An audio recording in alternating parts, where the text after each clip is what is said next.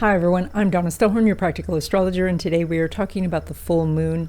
It's on June 11, it's at 20 degrees of Sagittarius, and it is making a square to the north node and a square to the south node, which means that we're all at a crossroads, and we need to make a choice. We're going to talk about that. We're going to talk about love and money predictions, and at the end of this video, I'm going to talk about one of your four money houses and how to draw money. So the north node and the south node are this continuous strand of energy. The south node represents your past lives, and what you need to release so that you can move forward. The north node represents where you're heading, and if you head in that direction, you find success and happiness. But the temptation is to stay in the south node because it's familiar, and for a while it will feel safe and certain. But over time, this energy just disintegrates and you're left with nothing. So this full moon is sitting square the north node and square the south node. So kind of picture yourself at a T intersection and you have a choice. You can go towards the south node or you can go towards the north node. Now the south node is in Virgo, so that means that it represents the patterns that you know, the routines you know, the schedule that you know. And so that's like making the same breakfast every morning. It's driving the same route to work, talking to the same people, that, so that it does, again, feel somewhat safe and comfortable, but it's not going to help you grow. It's not going to help you achieve your goals.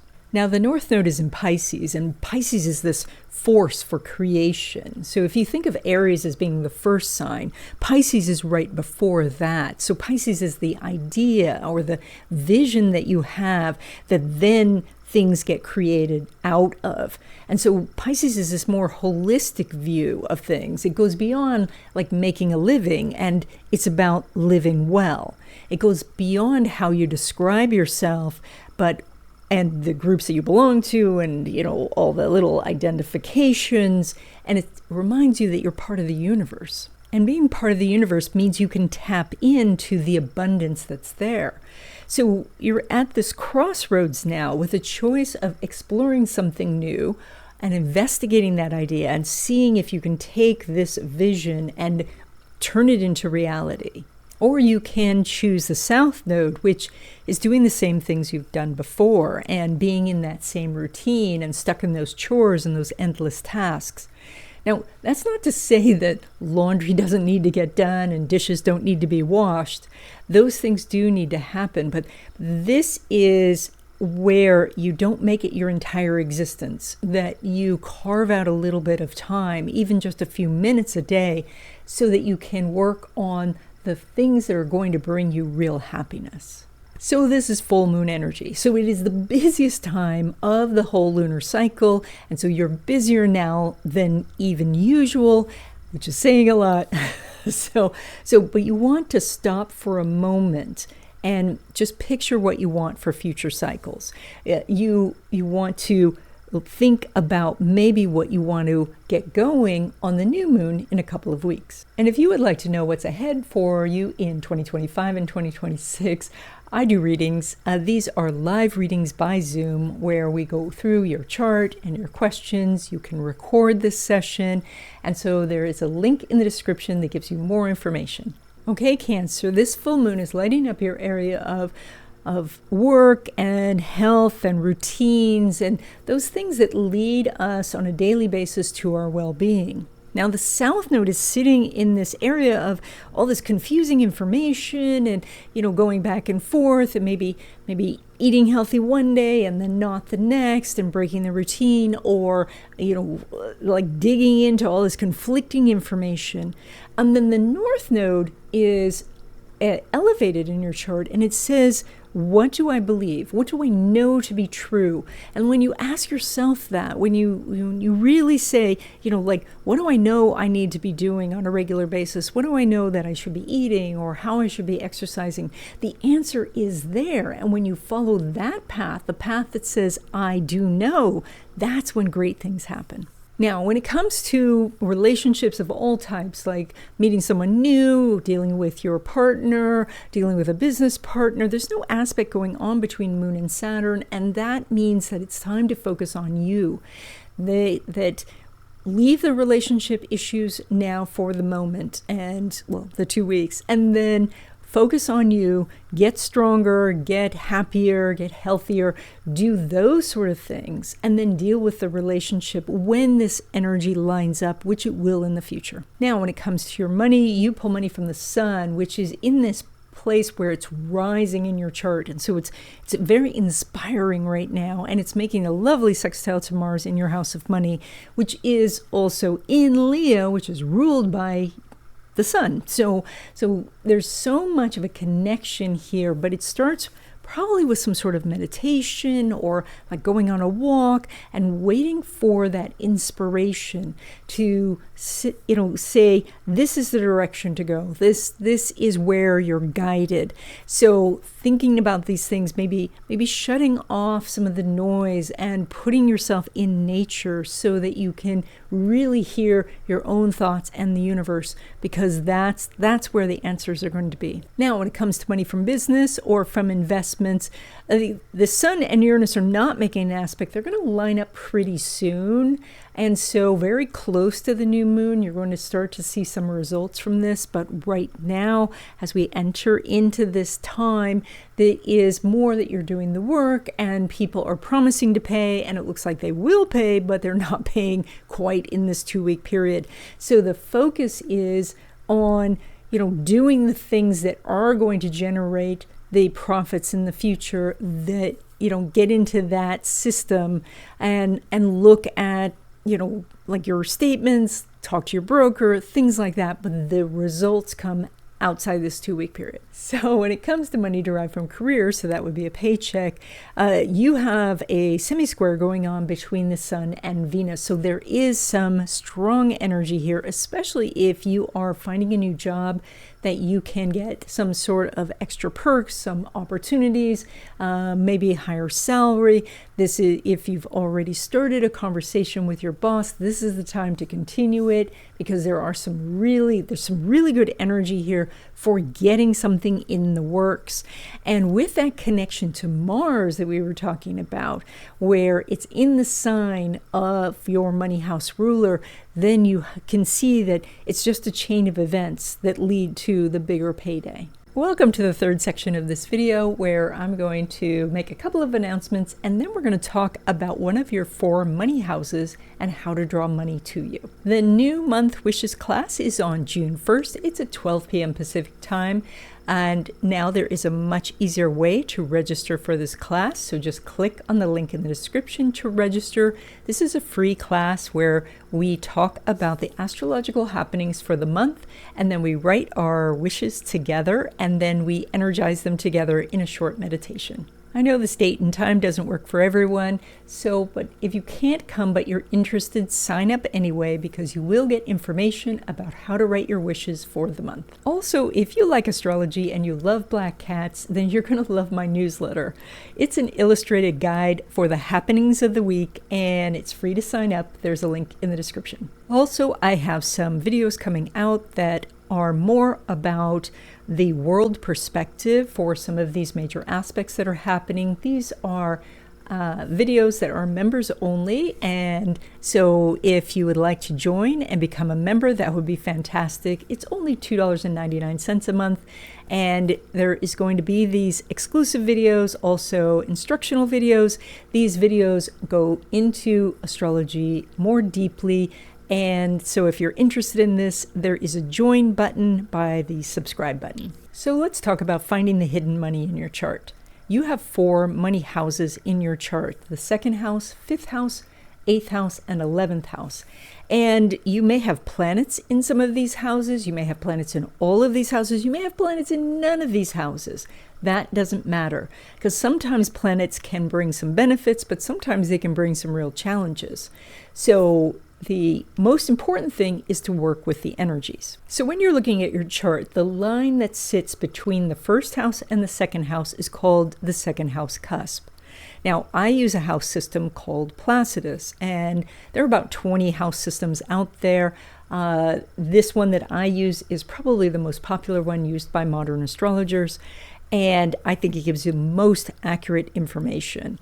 And so when you're running your charts, if you're using one of those free apps, set the house system to Placidus. That's going to give you the most information about your money. So your second house cusp, that line between the first house and the second house, has a sign at the end of it, so on the outer part of the wheel. And that sign is quite important. Now, I've been going out and doing some teaching lately, and I've seen people using apps that don't have the sign printed at the end of the cusp. And so if that's the case with your chart, you have to go to the list that it gives you. Hopefully it gives you a list. And if it doesn't, or if you're not sure, you can send me an email and I will send you a copy of your chart. There's a link in the description. So that sign on the second house cusp actually shows you how you handle money, and the ruler of that sign shows you where you are pulling money from. But let's first focus on the sign itself and how you handle money. If you have Aries on the second house, you want to make your money quickly, you want to make your own money, and any sort of obstacle can frustrate you. And so that can make it difficult sometimes if you are starting a business or doing something that takes a lot of time. So for you, the best thing would be to break things down into very small increments so that you could be constantly doing these new tasks so that you could build something toward revenue. If you have Taurus on the second house, then you feel that you want this comfortable environment. You want to have the tangible things that represent money.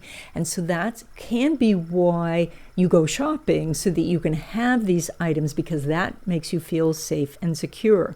But you could also feel quite comfortable by having large amounts in your accounts. And so by shifting your mindset towards, I don't need this physical item, I need those physical dollars in my account, then you can start to accumulate. Now, if you have Gemini on the second house, then you talk about money, you think about money, you may shift back and forth from some very practical investments to some wild schemes. And so, but a lot of the money activity is going on in your head, and it needs to come down into the practical world. And so it's very important when you're having all of these ideas about how to make money is to pick something, or better still for Gemini, pick two things so that you can work on those things, toggling back and forth. Now, if you have Cancer on the second house, you are very sensitive to the fluctuations of your money. And that's because Cancer is ruled by the moon, and the moon grows and shrinks every month. And so you need to recognize that there are patterns in how your money flows, that sometimes it's flowing in and sometimes it's just a little trickle, or that sometimes your bills are manageable, but sometimes they are bigger. And as you recognize the cycles of things, then you get into the flow and money can come in and you can feel more comfortable. You also do need to be aware that your family, and that can be extended family, can either step in to help or hinder your progress. And so you want to make sure that you're allowing family to help, but also creating some boundaries if your family is hindering your progress. Now, if you have Leo in the second house, then you have this sort of identity tied up with money. And that means that as you're creative, as you express yourself, more money can come in. Now, it's actually that money is one of your talents. So now, it's also true, though, that with Leo in the second house, that you like to make a grand display. And so you're more likely to buy friends presents or to be lavishly giving gifts to family members. So you're quite generous, and that's wonderful, but it's also, you want to make sure that you have enough before you start giving it all away. But the bottom line here is that using your creative talents, you can bring in the money. Now, if you have Virgo in the second house, you're quite careful with your money. You are looking at the dollars as well as the pennies, and that's good. Of course, you want to be aware that how much the other things can cost you. So you don't want to drive clear across town to save a few pennies on gas, because obviously. So you also are quite good at keeping track of money, and as you do, more money comes. As you pay attention to your investments, as you open your statements and look through these things, you will find that you have more and more money growing. Now, if you have Libra on the second house, sometimes you're more interested in the balance of things, and that could be work-life balance, or the balance of, somebody gives you something, so you want to give them something. And so you're more interested in fairness than actually making the money. And so if money is very important to you, or if you're really needing it, you're going to have to skew that balance until you in your mind see it as balanced. And sometimes that's just looking at things differently. When you think of how much somebody else might be making versus yourself, then perhaps some balance is achieved.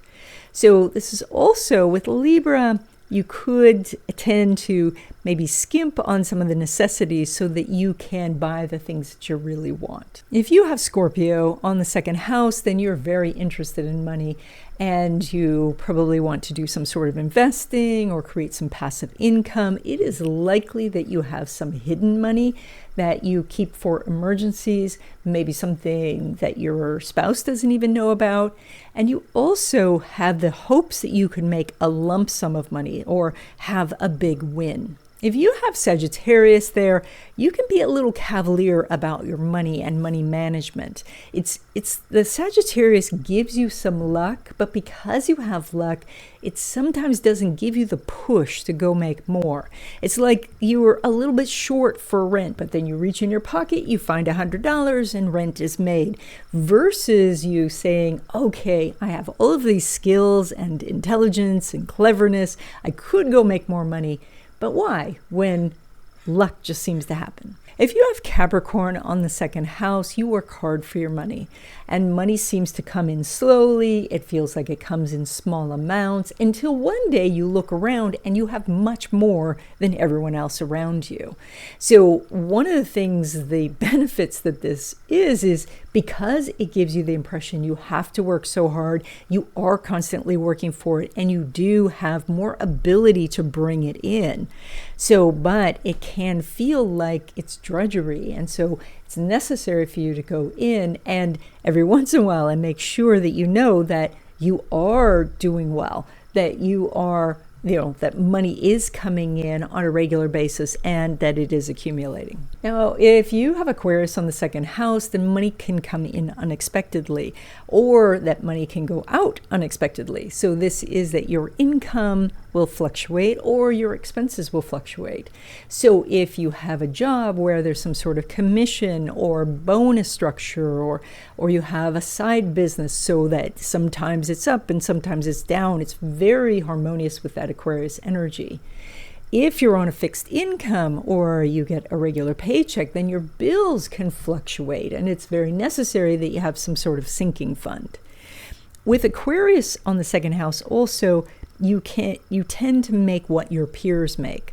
And so if you want to make more money, you find richer friends. So if you have Pisces in the second house, then you have one of two directions you're going to go. You either are hyper-focused on money or you ignore money. And so this is that, and so money can flow in and it flows out, and money can slip through your fingers. And this is changed by recognizing any spiritual blocks that you have towards money. If you're angry with money, if you feel frustrated, if you can shift that to become in harmony with the energy of money, then money can flow in. And that's done through spiritual means, things like prayer, meditation, journaling, affirmations. And that's something we'll talk about in future videos. Now, there is much more to know about your money houses, and if you would like all of this information, I have a video course called Finding the Hidden Money in Your Chart. There is a link in the description. And that's it. I hope you enjoyed this video. If you haven't already, please subscribe, join if you want to become a member, sign up for the newsletter, and I will see you in the next video.